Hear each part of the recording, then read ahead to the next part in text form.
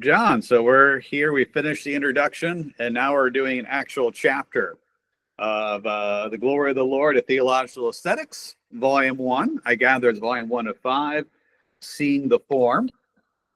And, the introduction, I still don't entirely understand it, but seemed to lay some groundwork for making aesthetics less of a third wheel and make it much more central place as key to understanding God beyond just theology, just understanding God. And now we're into the first actual chapter, the light of faith, section 1, pistis and gnosis. And pistis, faith, and gnosis for knowledge, but not just any knowledge. I would call it revealed knowledge. What would you agree with that? Or do you have a different idea? Yeah, no, I agree. I think this chapter was very much focused on revelation and what that means for reality and what that means for the human being. And I know we're going to touch upon this, but I mean, just for my opening salvo here, one of the claims that I thought was very interesting was Von Balthasar seems to suggest that aesthetics is incomplete without revelation, going so far as to argue that Christianity properly understood is almost inseparable from aesthetics. I read it slightly differently, as that aesthetics being a key, is aesthetics being how you understand revelation, right? Yeah, part of it. But and just so pistis and gnosis. Pistis is faith, Yeah. or a lot of interpretations it means, but roughly, usually, looking up myself earlier than the Christian context, we would use it to, faith. I know it's got other connotations associated with, sort of the pre-Christian idea of Sophia as sort of a feminine force. I believe there's actually, an apocryphal text of the Pistis Sophia, even might be called. I don't know. I should stop trying to dredge up half-remember things in my head. But he is not going down that route, not going down the road of the ex-girlfriend who, told me stories about Lilith that were fascinating, but not really held up by the Old Testament, much less the Gospels. He is we talked that he is not necessarily someone who founded a school that people follow, but nonetheless, he is a non-heretical right. Catholic theologian. I was going to say Orthodox, but maybe that's not right either. Right. And I love gnosis. I love the idea of it. I hate that, like, Gnostic and Gnosticism's used to refer to some heresies, often these sort of Neoplatonic or Manichaean in sort of the dualism sense heresies, versus just like, gnosis is revelation. I think it's a beautiful word, and I just like that he's using it. Yeah, I mean, and again, like I think what I found interesting about the text here is, and again, I know at the very end of the chapter he engages with aesthetics, but it's making me want to read the entire volume here of The Glory of the Lord, like all 5 parts, because I felt myself being again enriched, shaped, even formed. There was clear catechesis going on, and again, it was a reminder that what he is aiming to do here really, again, what the faith is aiming to do is to show us how to see reality clearly. I thought what was interesting was when he's bringing in, like Lao Tzu, right? I think he's talking about like Lao Tzu, and he's talking about Kierkegaard, I believe, at one point. And he points out that if somebody is interested in these ideas or in these philosophies or in these kind of like quasi-religious or religious quasi-philosophical traditions, like, you read all you can and sort of contort your life to fit these ideas. But he's kind of pointing out that this isn't enough for the Christian, right? Like there's more, and again, it's hearkening in some ways to the incompleteness, say, of the Greeks, right? Like, Aristotle would say that, again, one would achieve virtue through your own effort, right? That one would, you know, sort of land in the golden mean through on your own. But we would know that we can't do that. We're not gods. Our conception of human life is one that is to borrow Cornel West's phrase, which I like, we're cracked vessels, which again I'm sure is not original to him, but he says it a lot and I like it. So so again, it was a kind of, as you pointed out, building on what we saw in the introduction. And again, I will mention to anyone viewing this, this text is probably, it's one of the most enjoyable, but also one of the most challenging theological texts I've read. It is extremely dense, and there are so many ideas in there that are going on. I know, and for my reading, I read part one, post introduction, in two installments. I read about pages 120 to 150. And then like a couple weeks later, I did 150 to 213. And I had to refresh my memory, like, what was this on again? Like, where are these ideas intersecting? Like, there's just so much going on. He is much more appearing, I'm seeming to really put forward, though, his ideas. We talked about for the introduction, and so says this. You're like, well, are you Right. saying this? Right. It seems like you're saying this, but like a couple times I put down notes in the introduction of like, Balthasar says X, Y, and Z. I'm like, well, actually, he is quoting this person or saying this person X, Y, and Z. And it's like, I think you're agreeing, but it's not clear. But not that he, there is like, you mentioned, Lao Tzu. We got Augustine towards the end, gets some nice, Right. Nice long quotes. There's a lot of talks of the Psalms Right. in the beginning. And so, but he is not, but those much more standard texts, shall we say, of theology. Right. St. Augustine, the Bible itself. And so he is laying the groundwork in a different way. It's less sort of history of philosophy and more of like, right, let me start to build up what I'm going to argue in the end of this, whether it's the end of this book or the end of book 5, I'm still not sure. But you talk about, what we can do. He is talking about an effort that, I have this note of, experiential versus mediated faith. And that, and this does come up throughout, towards the end. He seems before you sort of living faith versus just believing it.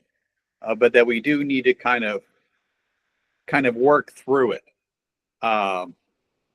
And make this effort, in part because he does, and this is basic Catholic theology.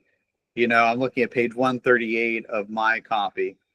But that faith is rational, which is part of the magisterium. That God's existence is rational. We can prove it. It doesn't mean that we have proven it. and just my own personal thing, I don't think that the proofs generally used necessarily prove in exactly the God of the Old and New Testament. But that just, it is possible to prove it if we haven't done it. And so this is faith. Faith is rational, is not anything dramatic. As far as the top of 138, Right. of course, it never says anything outright. And I was,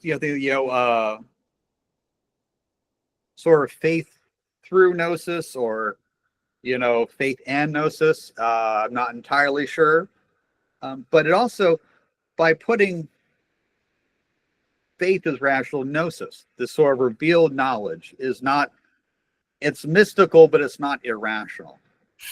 That's exactly right. And again, like that's, and I could see what Balthasar was doing, because in some ways, I could see the influence, say, he had on Benedict and others.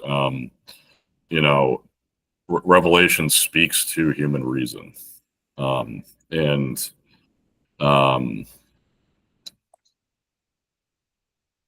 yeah. So again, and again, I see this as helping us to see reality properly. And it seems like that is his aim, because again, per the introduction, as you mentioned, he is sort of laying out these different ideas, perhaps maybe anticipating arguments, right, or saying like, here's where these ideas are faulty, and let me just show how much I know about all these other ideas. So I can point out the intellectual history of this, but also anticipate what somebody might say. But again, again, the section for me, that again, that was my key takeaway. Recognizing perhaps where the intellectual life of Christendom perhaps has gone astray in certain areas, and reminding us of what it means to be human, and again, how to see things clearly. And I know again, I keep coming back to this. I mean, I think this is an idea that I just really clung to, but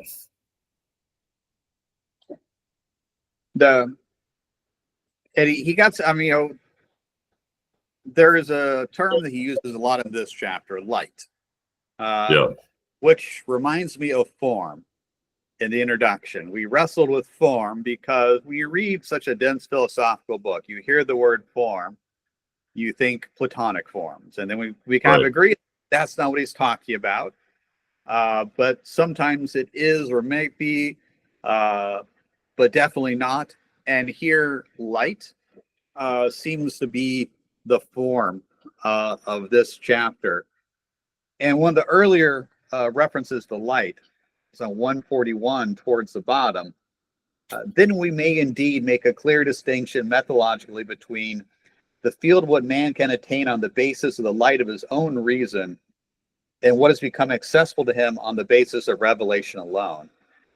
I bring that up because actually he then seems to move away from that in another way, that in terms of light, that light for the rest of this chapter is much more of a thing emanating from God, right, from God's beauty, and whereas here is using it, the light of reason. But throughout the rest of the chapter, light is something else, and it is not. And actually, here, on the light of his own reason, we say, the light of reason is kind of a metaphor. It's a enlightenment age metaphor. When he uses light, even when it is, the light emanating from God, the light of revelation, there is something oddly non-metaphorical about it.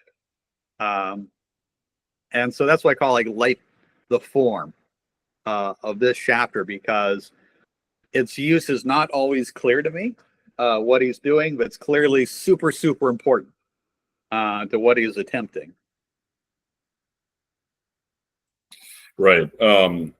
And again, I want to bring in his discussion of Christ here. So I found something that stood out to me.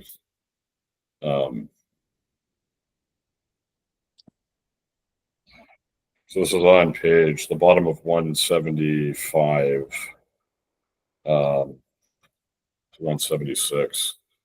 Again, talking about miracles, etc.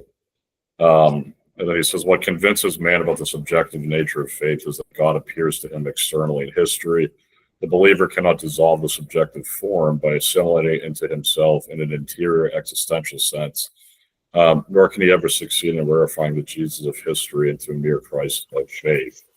So I mentioned that because, again, it's becoming clear to me that Balthasar is really, in many ways, responding to modern ideas. And when I say modern, I don't mean like within the past 5 years. Obviously, I'm talking about modernity, the modern period.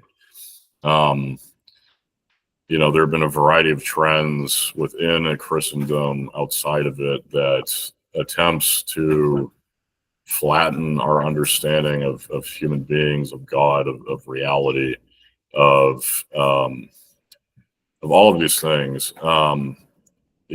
Attempts to, in that passage I just read, there is you could see in some ways he's responding to this idea of domesticating Christ, but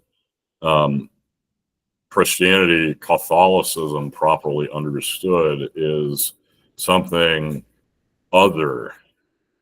It's not an idea among many. It is idea, capital I. It is not a path among many. It is the path. Again,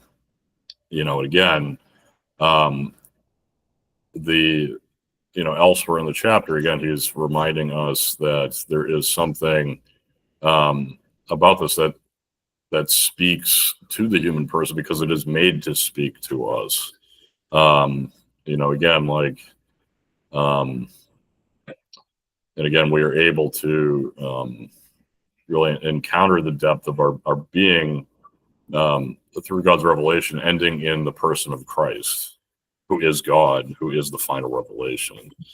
So again, it seems like, again, he wants to respond to modern trends and offer kind of correction. Say, here is how this is what Christianity properly understood is supposed to be. And again, because Christianity has in some ways undergirded so many things, has given shape and form to things like the arts and music, etc. We can see where certain things have gone awry, right? Again, like I know you, I don't want to get into the weeds of poetics for people, but obviously, many have argued that a move away from, say, poetic form has created confusion in poetry. Again, obviously there are a variety of debates on that, but I know that for me, right, like I couldn't, I was never able to articulate what poetry is until I was able to understand poetic form. So that was a long rambling reflection on that section there. And he did earlier on. God, the very ground of being, reveals himself once and for all in a positive, historical, spatial, temporal form, which is a super fancy philosophical way of saying the incarnation. Right. But, reveal, revelation, and that once and for all, that sort of finality to it and we talked early on that maybe we don't exactly see eye to eye on it, but clearly, aesthetics and revelation are intertwined for him, and inextricably so. And I'm not sure we know which came first, the chicken or the egg. Right. But it is that, and I talk about the light, and this light coming from God, the light of revelation, the light of gnosis, the light of the incarnation. I've been having a discussion with some folks, and we hear a lot of talk about people are being brought back to the church by, you know, sort of the more formal stuff. The Spectator's written a lot about that. I'm not sure if I buy that in a way, or rather it can, but it's sort of like, I don't care whether they're bongo drums or a Latin mass with incense. That the real aesthetic experience is not, it's in the body, it's in the presence, it's in this, the revelation is not in the chant, it is in the presence. And so I wonder if that is where the ultimate aesthetic is. I'm expressing myself poorly, but what it takes to do a truth. What if poetry does not reveal some kind of truth? I think that might be the key to it. Right. And form, and definitely form helps. I like a good Latin mass. I'd much rather go to a classically designed church, the gray bell tower, than I would to a Bauhaus looking building. I actually even go so far as to say is I don't like Sacre Coeur, the church in Paris. I think I'd much rather go to a medieval church than I would to something even as modern as that. But I think it misses the point that I think we probably agree that Balthasar is probably not going to go to an exhibition of Andy Warhol. Right. So there's said for Warhol, who did take his mother to a Catholic church, not a Roman Catholic church, but went in communion with the Roman Catholic Church, every Sunday, I believe. Yeah, and I think he financed his son's studies or not son, his nephew's studies for seminary or something like that. Yeah. There's definitely stuff about Warhol, and faith and the Catholic Church. So there's also a lot more about Warhol, and other things we can all agree are far less Christ-like. Right. So I am personally a big Warhol fan. Yeah, no, I mean, I think, no, that's right. I think Balthasar sees them as intertwined. Again, he seems to suggest that we can't have a proper aesthetics without God. And again, I mean, I don't want to inflame, because there are many things that I enjoy that are not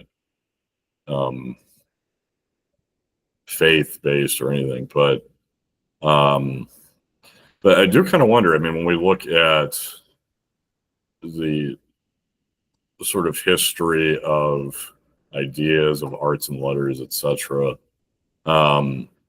there has been, and again, I know you and I are in agreement on this. This is not, I think the Declinist narratives are too easy. I think they get oversimplified. But nevertheless, it does seem as if without a kind of spiritual underpinning with art, things sort of decay into confusion. And again, I'm not even using this in the sense of a particular Judeo-Christian sense. I mean, like various cultures with sort of animist traditions obviously had arts that reflected these traditions, but it does seem like, at least in that, there has been attempts to find replacements for a kind of spiritual understanding of aesthetics, and none of them have been sufficient. Matthew Arnold saying that, well, the highest good is art, right? The Dover Beach poem, where it's just like, well, everything has decayed, or we've lost religious faith, so the arts are what we have, right? But it seems like in some ways that's not even the case now. They're just not, agreed upon. There aren't many things held in common in this kind of thing anymore. So, and again, I could be wrong about this, but it does seem like there is a kind of, not so much decay, but confusion that develops. So again, that's why I think Balthasar seems to be offering a kind of correction at times. Yeah, but, talks about, towards living our faith versus believing in it, that there is this experience, not experience in the sense you were talking about of, or being in the moment, but of really this sort of, that the revelation is almost maybe a metaphysical Right. thing. And actually, I found something, is this here? But there is another way of reading and quotes the form of revelation, one which from the start focuses attention on the formal object of faith, God's eternal truth as he is in himself and as he witnesses himself in revelation. That's where Obama 143. Right. And it does say it is a formal object. And again, this is formal in a very, I don't say earthly sense, but it's a non-ethereal, non-metaphorical sense. It's not Plato again. This is, and it's hard to say, obviously God has no limits, but in a sense of it is like formal object in terms of putting limits and framing. Right. Which does kind of go, you're talking about, in terms of formal verse and more, traditional unifying aspects of culture, that putting the limits around. Frost talked about that, that you need to have your rules on poetry in order to properly make it come about. And it seems to be that for us, we need to have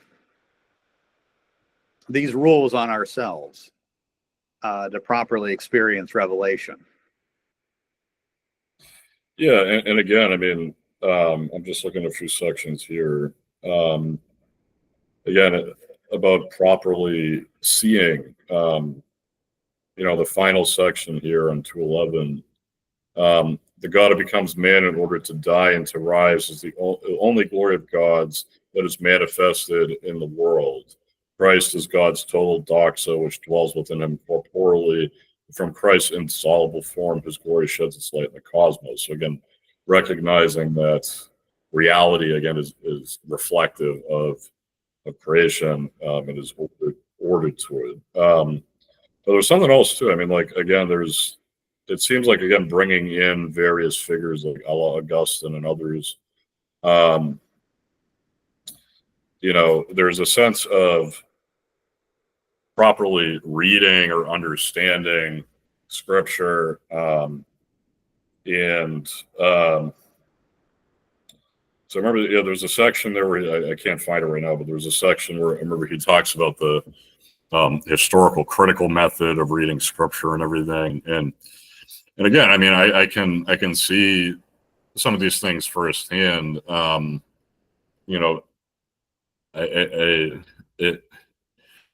As a theology teacher, I mean, there are certain approaches to the text that sort of water things down or sort of dismiss or prevent people from seeing clearly, right?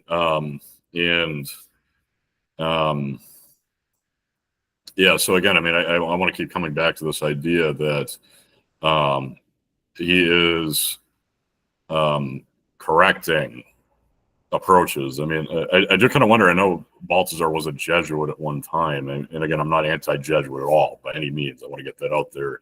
I have many, my first spiritual director was a Jesuit. I'm very, but, I wonder if, I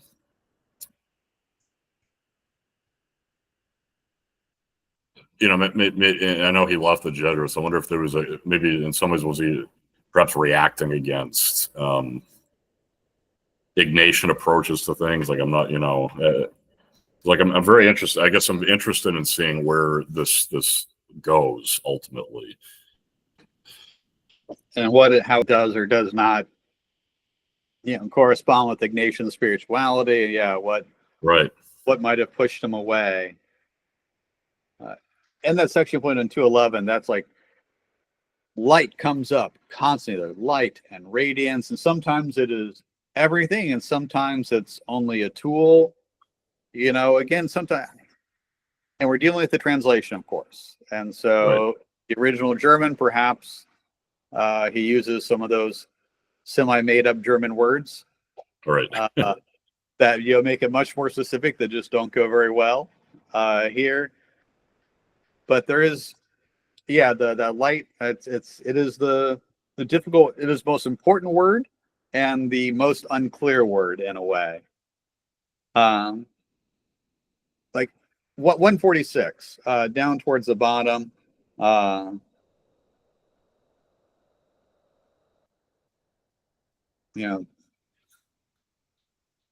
But with both of these ways, we still remain within a parallelism of ostensive sign and signified interior light, which feels like that could have been put much more simply.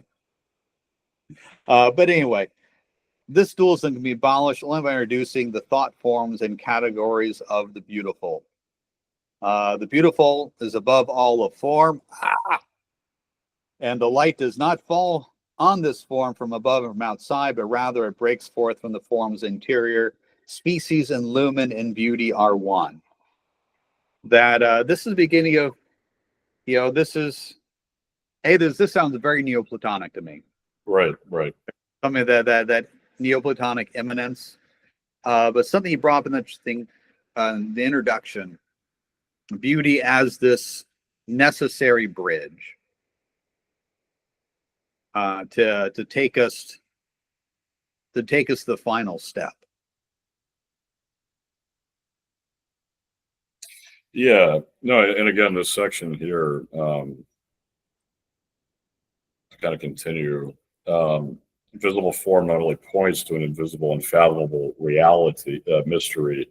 Form is the apparition of this mystery and reveals, while naturally at the same time protecting it and veiling it.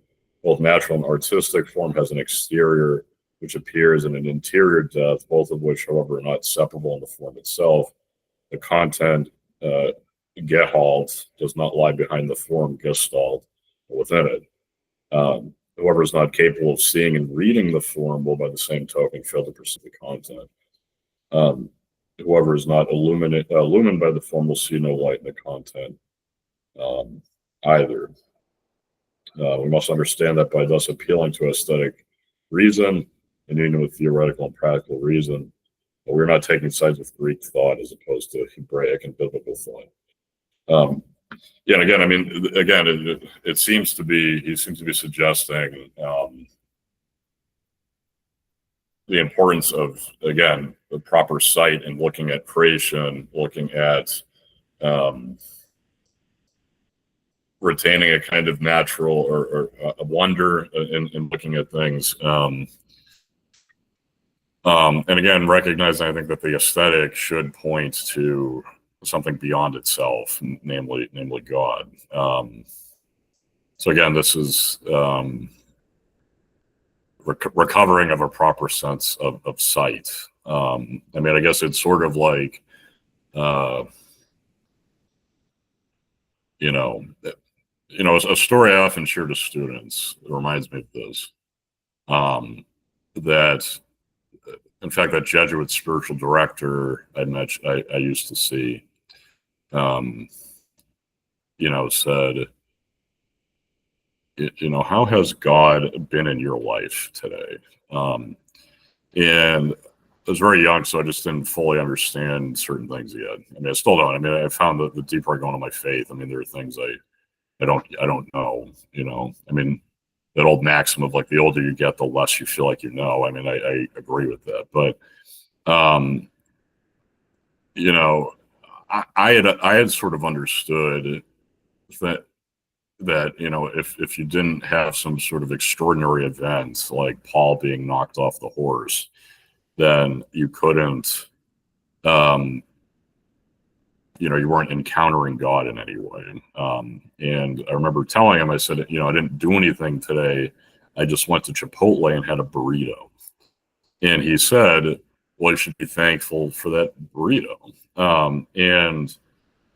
And I said, oh, that just sounded strange to me. But the deeper I've gotten, he told me that certain Jesuits, when they're praying the examen, would stay on the gratitude part of the examen for like 40 minutes sometimes. And now I see it. I mean, like if you were given a proper sense of seeing reality, seeing creation, you can say things like, thank you, God, for the sky, for the trees, for the animals, for my friends, for my talents, for the food I've eaten, for the air that I breathe, for my health. And you can just continue and continue and continue. And if you're not taught to see this, you're just not going to get it. I mean, but again, Balthasar, I think, also addresses this in the chapter. I mean, you may intuitively understand this at some point, but you have to have an encounter.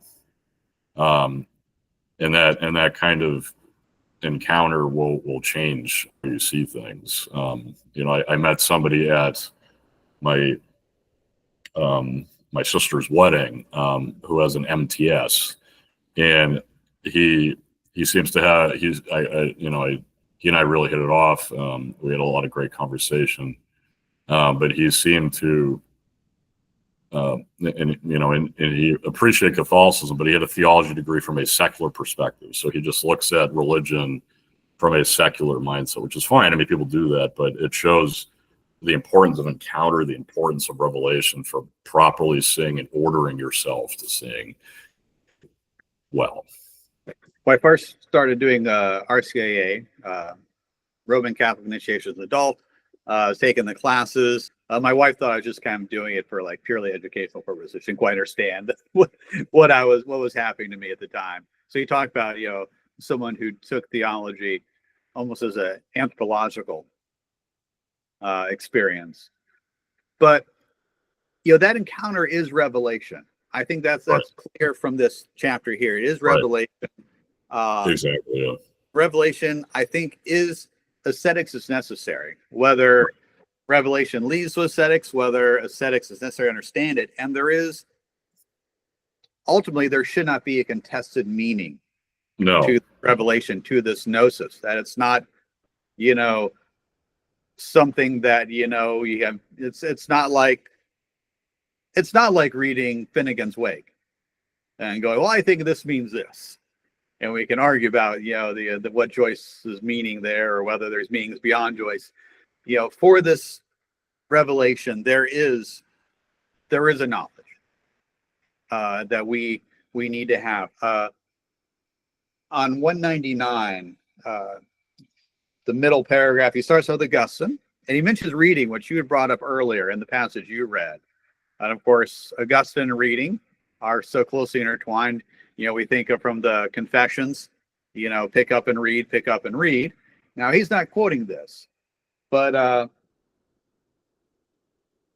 there's a whole bit there about, seeing beauty and experiencing it and learning from it. But towards the end, in this paragraph, learning how to read is not learning to conjecture what the letters mean, but coming to know their meaning with certainty. And so it's not about, it's not interpreting a painting. Right.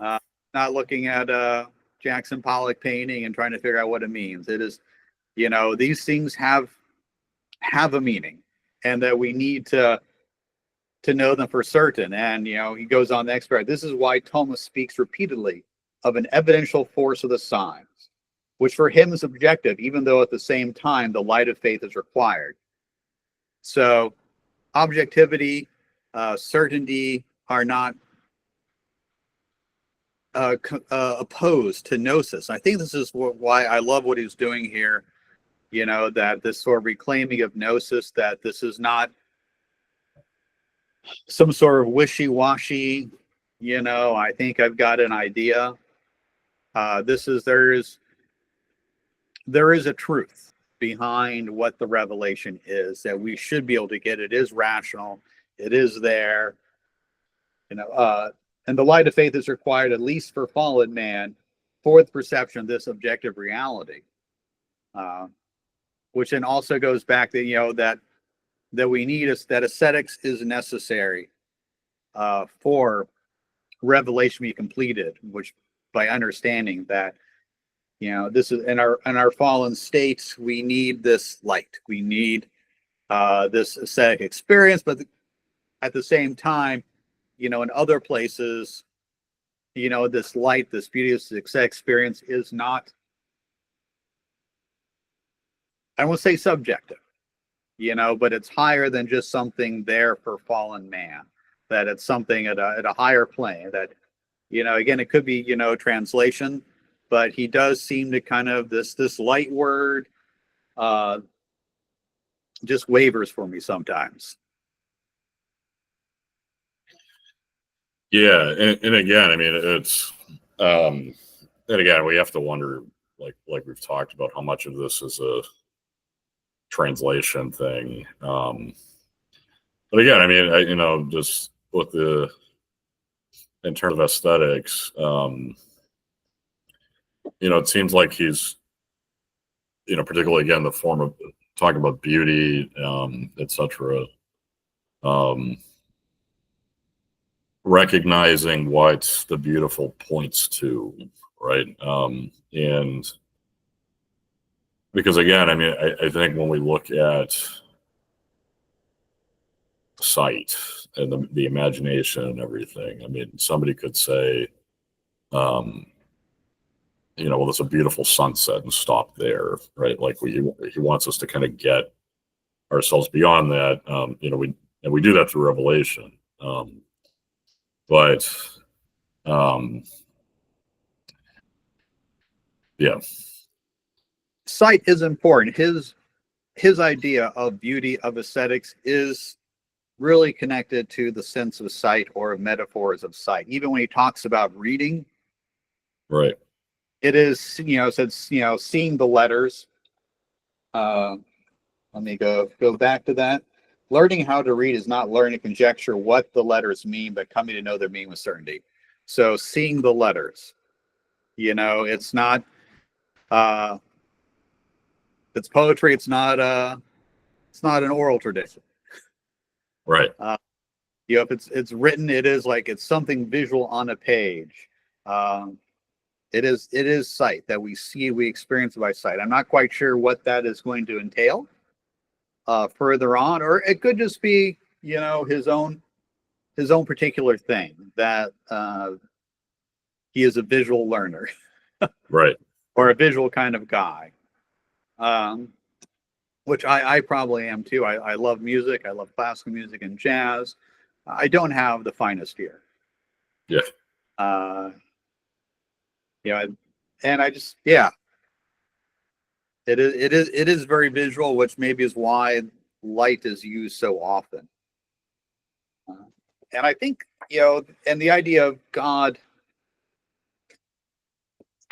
as light, that ultimately presents God, our understanding of God, our experience of God, as an aesthetic one. If it's related to the senses, to beauty, though again, perhaps we are being lazy about what aesthetic means. right. And it's a question, has he actually defined it? No, that's right. And again, I mean, I think, again, when we think of light, just based on what you said there, I mean, light provides form. Because when I think of the first creation story in Genesis, reality is described as without form, shape, a void, right? But then God said, "Let there be light," begins ordering everything, bringing order. There is no form, right, until there is light. Right. So perhaps light is essential to understanding of form. And yeah, the light of faith gives us the ability to see the form, is the form of God, is the form of, I don't know. He did talk about earlier, that obviously the incarnation is key, and he talked about that very early on. That right. that the key revelation is the appearance of God, and That's That's right. Yeah. So, and being able to see God, I guess. And that it does go back to me. That is, well, maybe not, because when we do encounter, we most closely encounter the incarnation, it is through the Eucharist, Right. which is not primarily visual.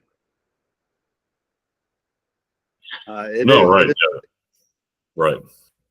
I mean, it is, literally taste. But also I was thinking of, you know, for various reasons, I rarely, drink the wine at communion. When I first time I ever went to a church before I became Catholic, to a Catholic church, it was at a parish where the parishioners did not drink the wine, which is a pre-Vatican II thing. But when I do have it, occasionally I do feel inspired to do it. Something, I have some sort of encounter where I think, okay, I think I'm being called to take it this time. Sometimes it's just, I remember one time I smelt the wine very clearly. I sit at the front and it's like, okay, I think maybe this is the Spirit saying something to me today that I should take that extra step. But when I have it, you don't even see the wine. The wine is the bottom of the cup. You're not like taking it going, from the server and peering down. It is the darkness that you're taking on faith. So my encounter with God is not sight based, but we have very much here it is sight based. But he's also focusing on the rational. And I mentioned, that it is darkness inside the cup if I'm not, holding a flashlight over it, that he is not going for that sort of take on faith. I think he might reject that idea of like, you need to take it on faith. It's like, you need to have faith, but you're not taking on faith. Who has it said that I believe in order to understand? Right, exactly. And again, he's recognizing the rational element of the human person. And again, as rational. Right. And again, I mean, just sort of reflecting, what you were saying, just coming to think about this in terms of light and form and gnosis, etc. I mean, there is,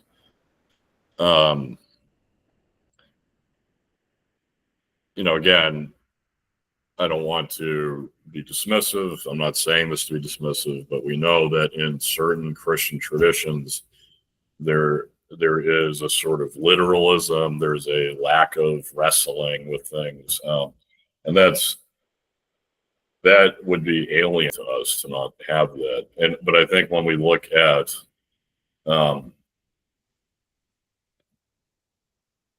salvation history, often the great figures in Scripture, when encountering God, there was some kind of light involved. Moses in the burning bush, flame. Paul was actually blinded. Provides light. Paul was blinded. And again, there is a rational. Many of the figures too are utilizing human reason. I mean, when during when Mary, with the example of Mary's yes, right? I mean, when she said, you're going to be the mother of God, she just kind of is like, who, me? Like, there's a clear sense of her reason going, and she says, well, I guess I need to do this, so yes. And even again, like that sense of light, understanding, illuminating, completing completing human life. I mean, even the symbol of how often light plays into Mass. I mean, I often think of my favorite Mass of the year is the Easter Vigil, right? We enter into the church in darkness, and then we have flame, the lights go on, right? And then there's this great kind of thunderous choir. You sing the Exultate, right? Like, so there's a kind of recognizing that, the kind of what is lacking in the human person, the darkness, you might say, is illuminated by revelation, and then we can kind of see everything clearly. And you've just clarified something for me, that it is not, a simple-minded literalism, but neither is the light metaphorical. You mentioned, there is an actual burning bush, Right. giving off light. There is actual light that blinds Paul, and the transfiguration. There is light. It is not strictly, uh, it's not just the physical appearance of it. I won't say it has no other, level, but it is not a metaphorical light in that sense. It may have metaphorical qualities or it may have greater meaning, but it is also, there is light. Yeah, and real. Right, and even like with Pentecost and the tongues of flame, right? For the flame being one of the signs of the Holy Spirit and everything, right?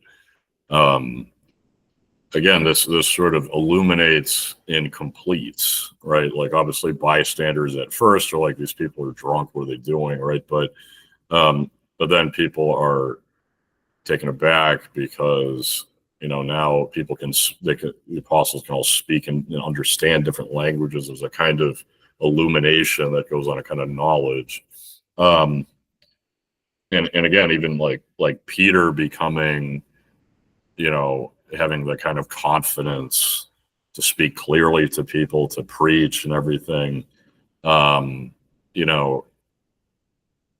Grace, he's given the grace to kind of do this. Obviously, Balthasar talks about this as well, the kind of what grace does. But it's obviously grace is God's free gift, free supernatural gift that sort of is given to us, and that gives us the ability to do things that we maybe wouldn't be able to do on our own. And again, Peter is given the ability to kind of lead, to do to speak clearly, to have courage, all these different things. This also brings up the other metaphor, non-metaphor, or metaphor, not just metaphor, of Scripture, is breath. Right. You mentioned Pentecost, think of the breath over the waters. We don't see that here. That he is strictly staying with the visual metaphors, with sight. And I do think of that, the breath is having this ascetic quality, but then this goes to, what is ascetics? Right. What does he consider ascetics to be? I think maybe he will define that in the sense of it is something that is necessary. It's clearly some kind of bridge. And I think maybe there's some hints that he'll come to sort of that the true, the good, and the beautiful are the same thing. Right. Almost like a trinity. Though I'm not going to say that for certain just yet. And looking ahead, the next bit is the experience of faith. And he did hint at this. There's a lot of, living the faith very early on. He talked about experiential versus a mediated faith. Right.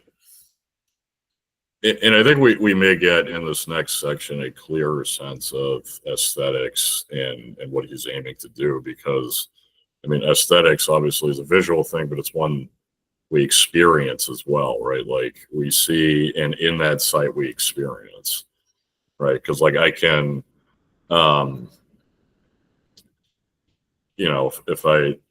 if I see a beautifully built building, right, I can visually be pleased with the aesthetics of the construction, but as I'm walking through it and watching, I'm experiencing, right? It's not something that's purely imaginative or intellectual. And I'm now thinking of the moment of Paul, falling off his, I can't remember if it was a horse or a donkey, but anyway, falling off his ride, as a Stendhal syndrome moment of that kind of aesthetic experience. I forget where it was while reading this chapter here. I did think of this. Is this similar to Stendhal syndrome, or can I connect it to that? You Yeah. know, where the writer, I forget what he saw. I think he was in Italy, and he saw a painting and then basically passed out. I gather there's been something like, no, Stendhal syndrome is not real. Whatever. I'm keeping it. Yeah. I'm keeping it in my toolbox. And I think that maybe Von Balthasar would agree. I think so. Yeah. Any final thoughts? No, I mean, again, this is probably the most challenging text I've read theologically. I'm thankful that we're doing this because, again, I think the end of this is going to be, it already is, but I think the end of this is going to be a transformative text and I appreciate in some ways, even though it can be a challenge, I mean, challenge is good, that he is using the space to really present and think through what he wants to do. I mean, even though I don't often read massive books, I appreciate that he is, again, really laying out what he's doing. I don't think this would have been effective in like a 200-page text at all. No. I can imagine the potential at the end of this. I'm a Balthasarian, if there is such a thing. Yeah. I'll join the school. But in a couple of weeks, we'll get back together and we'll talk about the light of. Nope, that's what we just finished there. The experience of faith, and the first section is experience of meditation, a theological analysis of existence. So he's hitting ontology on this one. At least I assume so. But thank you again, John, and thank you for making this happen and challenging me to pick this up and actually systematically read it and talk about it with you. Yeah, no problem. Thank you, Christopher. I'm glad we're doing this, and I hope anyone who's watching this is enjoying our discussions here, and feel free to read along with us. Well, have a great week, and I'll talk to you soon. Sounds good. You too.